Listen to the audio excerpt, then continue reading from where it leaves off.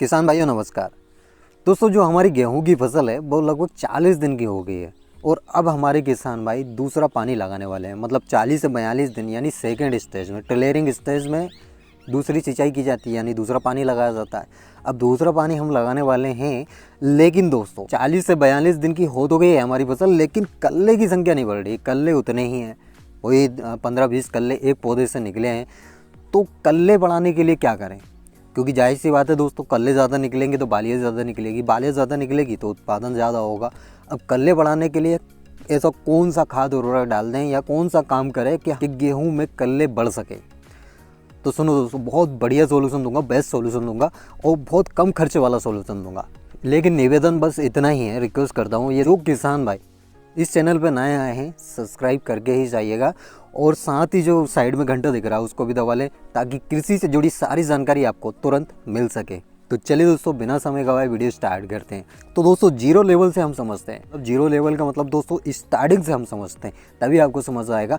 और अब आपको क्या करना है वो भी आप तभी समझ पाओगे, क्योंकि स्टार्टिंग से क्या होता है अभी मैं खाद उर्वरक आपको बता दूंगा तो आपको समझ नहीं आएगा। क्योंकि स्टार्टिंग से यदि हम समझते हैं, मतलब जीरो लेवल से, बुआई से तीसरे पानी तक, क्योंकि हम गेहूं में कब कब खाद डालते हैं दोस्तों? बुवाई के समय डालते हैं, पहले पानी में डालते हैं, दूसरे पानी में डालते हैं। ये 3 स्टेज में गेहूं में खाद उर्वरक दिया जाता है।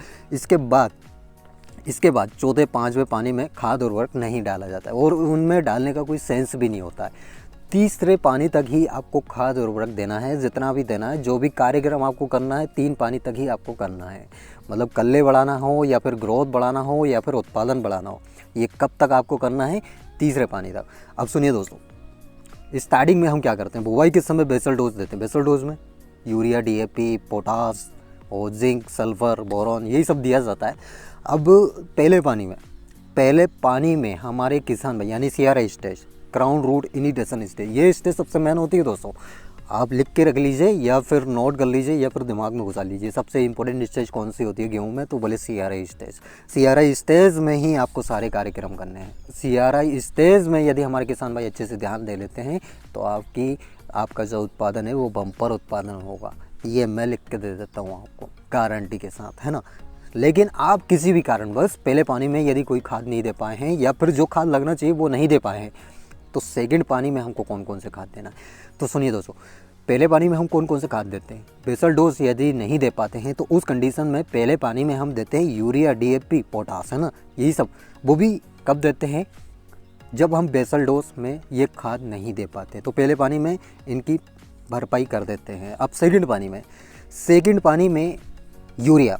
दोस्तों एक और बात सुनिए, जो किसान भाई नैनो यूरिया का छिड़काव कर रहे हैं सेकंड पानी में, तो बिल्कुल मत करिए दोस्तों, ये सब कमाई के धंधे हैं। मतलब जो नैनो यूरिया आप अच्छा समझ रहे हैं उसका कोई सेंस नहीं है। आप भले डाल के देख लीजिए, अगर रिजल्ट अच्छा हो तो मेरे को बताइएगा कि सर आपने गलत बोला है।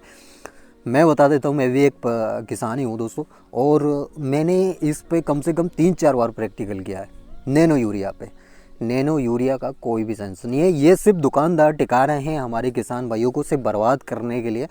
क्योंकि उनको बेचना रहता है और उनको जितना टारगेट दिया जाता है उतना टारगेट पूरा करना रहता है। मतलब उन्होंने बोल दिया कि भाई 100 पेटी आपको देना है, तो वो किसान भाइयों को किस जरिए दे रहा है कि भाई आप एक यूरिया की बोरी ले जाओ और एक यूरिया के साथ आपको एक नैनो यूरिया भी ले जाना पड़ेगा। और ये कब देना है आपको? दूसरे पानी में आपको छिड़काव करना पड़ेगा। इससे अच्छा बेस्ट तरीका मैं आपको बता देता हूँ।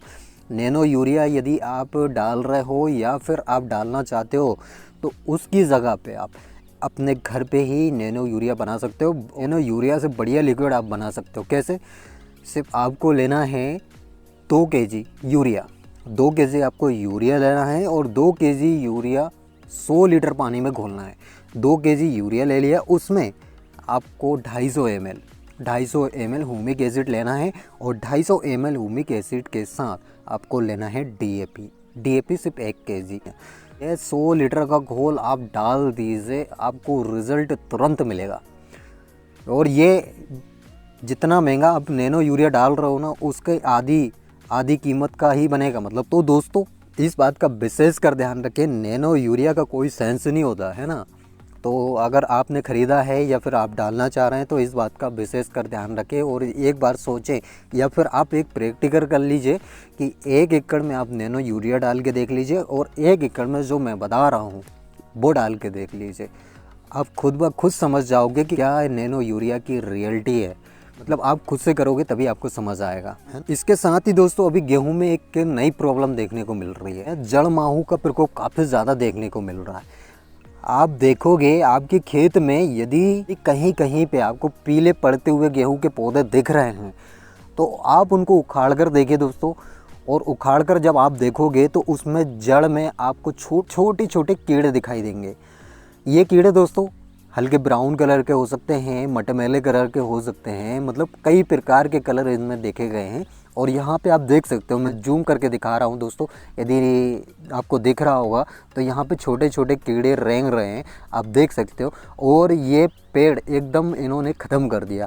ये जड़ माहू है दोस्तों। अगर आपके खेत में इसका प्रकोप हो रहा है या कहीं कहीं पे पीले पड़ते हुए पौधे दिख रहे हैं तो उसके लिए बेस्ट सॉल्यूशन है दोस्तों, पहले तो आप अपने खेत में चक्कर मारिए, आकलन लगाइए कि कितने पीले हो रहे हैं। और यदि पौधे पीले हो रहे हैं तो उनको उखाड़ कर देखिए क्या उनकी जड़ में माहू का अटैक है या फिर कुछ और है। क्योंकि तो गेहूं के पौधे पीले होने के और भी कारण हो सकते हैं, जैसे आप जल्दी जल्दी पानी निकाल रहे हो, उस कंडीशन में भी आपके जो गेहूं के पौधे वो पीले पड़ने लगते हैं।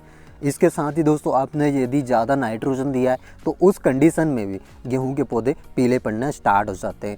इसके साथ ही दोस्तों एक कारण हो सकता है दीमक का प्रकोप हो, आपके गेहूं के पौधे में जड़ माहू का प्रकोप हो। तो ये बहुत सारे कारण हो सकते हैं। एक आकलन निकालना है कि हमारी जो गेहूं की फसल है उसमें कितने पौधे पीले पड़ रहे हैं। अगर पीले पड़ रहे हैं तो सबसे पहले उसको उखाड़ कर देखिए।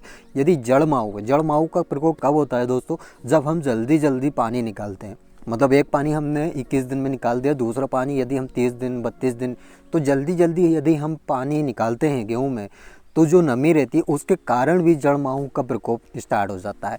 तो ये आपको विशेषकर ध्यान रखना है। यदि जड़ माहू का प्रकोप है तो उसके लिए आपको 6 kg प्रति हेक्टर के हिसाब से नीम ऑयल देना है और कुछ भी नहीं करना दोस्तों। नीम ऑयल यदि आप 6 kg प्रति हेक्टर के हिसाब से डाल देते हो तो जड़ माहू का जो प्रकोप है वो ख़त्म हो जाएगा। ये बेस्ट तरीका है, इसके अलावा आपको और कुछ भी नहीं डालना है। हालांकि ये जड़ माहू का प्रकोप तब होता है जब हम अपने गेहूं को बीज उपचार करके नहीं लगाते, तब उस कंडीशन में जड़ माहू का प्रकोप काफ़ी ज़्यादा देखा जाता है। यदि आपने बीज उपचार किया है तो आपकी फसल में जड़ माहू का प्रकोप नहीं हो सकता है। तो यदि हो भी गया है तो कोई दिक्कत वाली बात नहीं है दोस्तों। आपको 6 kg प्रति हेक्टर के हिसाब से नीम ऑयल का छिड़काव करवाना है, इससे जड़ माहू का नियंत्रण हो जाएगा। लेकिन आपको विशेषकर ध्यान रखना है दोस्तों, जल्दी जल्दी आपको पानी नहीं देना है। जो पहली सिंचाई है वो आपको 21 दिन में करनी है, यानी ग्राउंड रूट इनिटेशन स्टेज में। सेकेंड पानी आपको टिलेरिंग स्टेज में देना है, यानी 40 से 42 दिन में। जब हमारे कल्ले निकलना स्टार्ट हो जाते तब उस स्टेज में आपको दूसरा पानी देना है। और तीसरा पानी लेट जॉइंटिंग स्टेज में, जो कि 70 से 72 दिन में आती है, उस स्टेज में आपको तीसरा पानी देना है। और चौथा पांचवा पानी कब देना है वो मैं आपको नेक्स्ट वीडियो में डिटेल में बताऊंगा। ये कुछ विशेष बिंदु है दोस्तों। यदि आप गेहूं की फसल से अच्छा खासा उत्पादन लेना चाहते हैं तो इन बातों का विशेषकर आपको ध्यान रखना होगा, फॉलो करना पड़ेगा। और खाद उर्वरक कब देना है वो भी आपको फॉलो करना पड़ेगा। पानी कब कब देना है, किस स्टेज में आपको देना है वो भी आपको ध्यान रखना पड़ेगा। क्योंकि इन सारी बातों का यदि आप विशेषकर ध्यान देते हैं तो आप गेहूं की फसल से काफ़ी बढ़िया उत्पादन ले सकते हो, ये मेरी गारंटी है। बस इन बातों का विशेषकर ध्यान रखें। तो आई होप दोस्तों मेरे द्वारा दी गई जानकारी आपको समझ आई होगी और वीडियो भी पसंद आई होगी। वीडियो अगर अच्छी लगी हो तो एक लाइक, और जो किसान भाई हमारे चैनल पर नए आए हैं और अभी तक चैनल सब्सक्राइब नहीं किया है तो चैनल को सब्सक्राइब करना बिल्कुल ना भूलें। साथ ही अगर आप फेसबुक पे देख रहे हो तो फॉलो करना बिल्कुल ना भूलें। धन्यवाद दोस्तों।